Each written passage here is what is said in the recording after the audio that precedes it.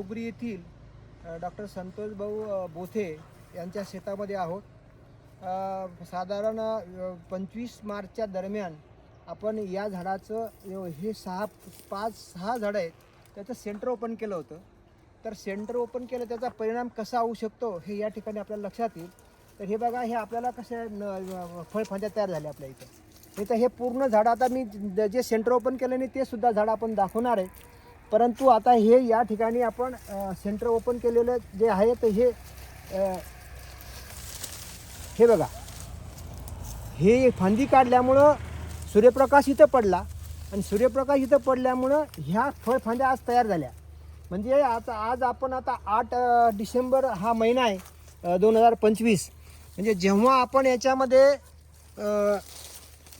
हे बघा या ठिकाणी मी दाखवण्याचा प्रयत्न करतोय. 15 मार्चच्या दरम्यान 25 मार्चच्या दरम्यान आम्ही जे काही कट केला त्याच्यामुळे ह्या फांद्या अशा या ठिकाणी तयार झाल्या. सूर्यप्रकाश इथं पडल्यामुळं ह्या सुद्धा फांद्या या ठिकाणी आल्यात. तर असा हा सेंटर ओपन केल्याचा फायदा आहे. म्हणजे येणाऱ्या जूनमध्ये म्हणजे 2026च्या जूनमध्ये या फळफांद्यावरती आपल्याला 100% माल येईल.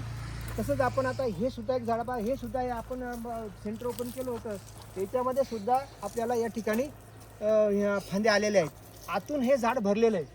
तर हे झाड बघा, या झाडाचं आपण सेंटर ओपन केलेलं नाही. सेंटर ओपन केलेलं नसल्यामुळं या ठिकाणी ही पूर्ण झाड आपल्याला एक खाली दिसतंय.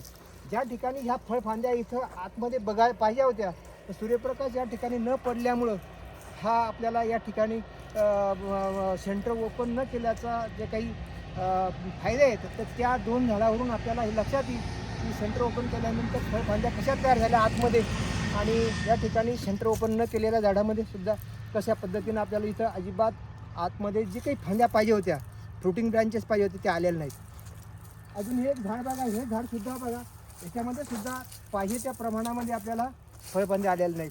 तर असा हा आपला एकूण या संत्र्यामध्ये सेंटर ओपन केल्याचा परिणाम आम्हाला या ठिकाणी आज 8 डिसेंबर 2025ला दिसून आला. धन्यवाद.